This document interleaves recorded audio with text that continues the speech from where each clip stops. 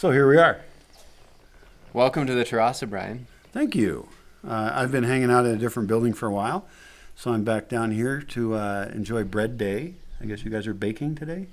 We bake every Tuesday and sometimes another day in between during the week. On a wood-fired stove, wood-fired oven. Yes, sir. That's cool. So who the heck are you? I'm Craig. I'm from Montreal originally, and spent a lot of my life in New York and also lived in a lot of different places, but not from Mexico. Right. This is your first time in Mexico. This is my first time in Mexico, and really, I guess, the furthest south on the Western Hemisphere. I've lived in Australia for 5 years when I was young, so that's pretty far south. But never ventured past the Southern American border. So yeah, I'm on a trip to do that. Travels are a little bit interrupted, but we are happy to be here in Michoacan. Why are your travels interrupted? Well, originally we were going to travel for anywhere from 6 months to a year. And we, a big dream, you can't go south without people saying, are you going to get all the way to Tierra del Fuego? And right. So I would love to. Patagonia is definitely huge on my list. I'm used to be a rock climber before I got a couple of shoulder injuries, but definitely like mountains and being in them, and I've heard that's the most beautiful place on earth. So if a year was to be the time we traveled, I would say we could get there. The goal of the trip was to use only buses, planes, and buses, trains, and cars, and no planes, because we sort of feel that people a little bit too lackadaisically and sort of haphazardly just take flights everywhere, and that's not really sustainable. So we wanted to see if we could sort of go through Mexico, and as we started to get, we came through the Copper Canyon area and down into Sinaloa, and then across the water to Baja, and once we got back over to Sinaloa again, the news started to hit that this pandemic of the coronavirus was starting to change things a little bit. So that's when we talked more seriously to you about accelerating our trip out to Michoacan. We spent some days in San Pancho, a nice little surf town on the west coast, and then found that not only were our friends that we were visiting there going back to Canada immediately, but we were also not going to be there for a week and not going to get to see the circus performances there, and much more prioritizing sort of being safe and being healthy and getting out to Michoacan to spend some time here, which we had already planned on doing. So it wasn't a huge interruption at first, but we've now been here for 6 weeks, and at this point they're trapped here. At this point, it's we're very happy to be working on tons of projects. Great weather. We don't feel trapped, but we are, because we had thought we'd spend some more time on other farms. We've been talking to one in Chiapas, and we can't rent a car anywhere closer than Guadalajara, which is a 5.5-hour bus ride away. So it's and everything's shut down. I mean, hotels are shut down. Yeah. Farms aren't taking people necessarily.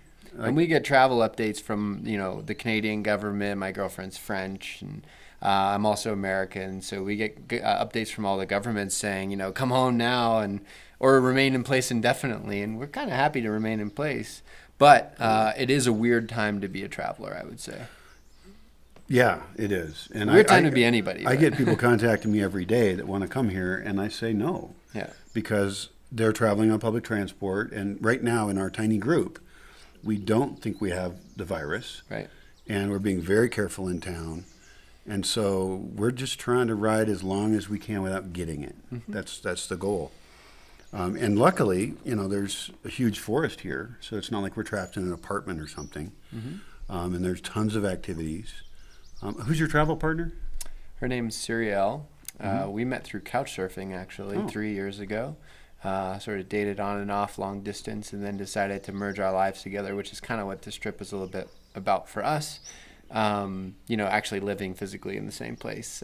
So she lived in Brooklyn for a couple months before we went on our trip, but that was the plan. So I left a job that I had been a director for 5 years at a small company, and she had been an architect in Paris, and we're currently jobless and sort of loving the opportunity to explore our interests and at 32 find ourselves, which we'll always be doing. It's bullshit to think that people ever find themselves, really. You constantly are changing and growing. So right. Well, somehow you found yourself here. And luckily, I have a wide diversity of projects, and so you've had time to get involved with some of those. Some of them are more Bosque related, and some of them have more to do with your own interests. Like you're building a guitar?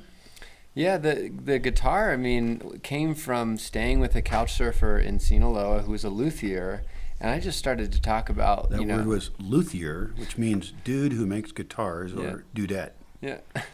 Luthiette? I don't know. Luthiette, that sounds cool. But we were talking about making an instrument, and I was even interested in making something that was innovative and hadn't been made before. But step by step, I think it's useful to do an iterative process of doing something you kind of know and then changing something. So. But I asked you even before we got here, I was like, do you have woodworking tools? Yeah. And you have woodworking tools, and especially hand woodworking tools, which is what I was interested in. So, chisels and all sorts of things for making totems and wood sculptures and that kind of thing. And you had an old oak tree, and we cut off a big branch, and I sort of followed the grain of the wood and let it tell me what size it was going to be and what shape it was going to be and all that kind of stuff. And now I have a functioning, it's maybe more like a lap steel guitar or a dulcimer in some ways because of the way that what it's mimicked off of and how it's played and that kind of thing. And I've tried to electrify it too, which is like a slow going thing because my electrical skills are not that great, but it's a fun project. It's been really fun to watch in the pictures and stuff, the evolution of that. Because of course it is a very experimental space. And it's my first guitar too, by the way. So. Right. Well, it's an experimental space, and I like it when people are stretching the limits of what they can do, and also that they have the creativity of a newcomer to something. They have a fresh mind. Yeah. They're not just following the official way you do it, which often in our projects here means we make things that don't work. But Well, I had the neck snap ones, and all sorts of things that have gone wrong. But that's how you learn, so it's all right. And then you've been going pretty crazy with gardening. Yeah, we Cyril and I have a shared interest in sort of where sustainability meets self-reliance and food production and just sort of human interaction with nature, which often means like how we take care of nature so that it takes care of us, and that at some point has led us through permaculture and an understanding of that, or a preliminary understanding. In our jobs we weren't able to necessarily spend all that much time with that interest, with also other interests like my music interest and her dance interest and everything. So But we understood that you here, and this is part of our reason we wanted to work on farms and or just kind of meet people. So as we've come down through the States, we have met with urban farms, permaculture farms, lots of different people, some of which I've written about on a little blog that I keep.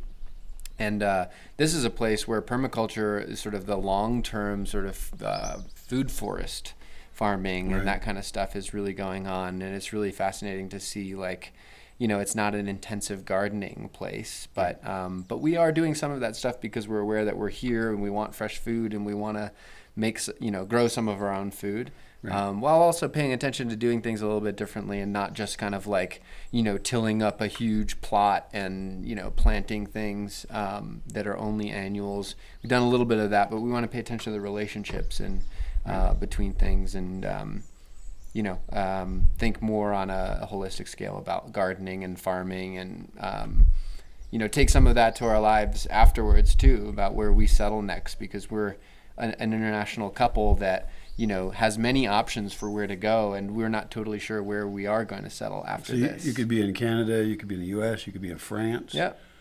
Or... Well, it could be probably any other European country too. Right. It's pretty easy to, when you have one person with European citizenship, to move around, and at least it was. But well, we'll see what happens. I'm glad to have you guys here. I'm glad you're finding projects. Cyril is also doing dance things. You guys are making some dance videos? Yeah, you're really into making videos and sharing some of the art side of this project. Yeah. And I think that's part of the reason why you accepted us as participants in the project, because we have a sort of like creative side, and so yeah, I mean, sometimes I'll play some music. I brought some other instruments and some like a little loop station, guitar pedal stuff, and so I'll play some music while Cyril will dance to it. But she also has a dance project that she's doing with some of her friends in France, which she wouldn't have done if not for the coronavirus crisis. But because everybody is, telecommuting, as it were, or like doing group projects through webcam, she's able to participate in a new project that she's working on too. So that's pretty cool. So yeah, even though we're isolated out here in the forest, we do have internet, and that provides a connection. Yeah, it's also really important to me that we're showing people what solutions we come up with here, the philosophy of the place. And I know your video skills have improved, I think, while you're narrating garden videos and things. So that's pretty exciting to have you guys here, and that we have compatible values, and that your interests can kind of flourish here, I hope. Yeah, it's great. I mean, you have a lot of tools. Like today I was making some bread, and not only was I following a great book called The Italian Baker, but I was looking for a specific tool, which is like a dough knife, right? It has like a handle and a big piece of metal, and I found one. So I was able to like make bread well, with a reasonable tool. Yeah. But they're also the types of tools that like you also have things that I could use but don't use, like you have chainsaws and other things like that. But because life is really slow for us right now, it's cool to use hand tools. Like I made a dowel in a trellis that I made with a hand screwdriver, right, which I've actually never used before, but it was really fun. And it's like we take all of this kind of shortcut efficiency things as like the way it has to be, right, but like you actually enjoy doing things slower a lot of the time. And so I'm enjoying that pace of life here. And that's definitely one of the issues we deal with here is what technology do we bring into the system, and what do we not accept, and in what cases. So we have chainsaws and we use them. We have kitchen appliances, like you used a blender the other day.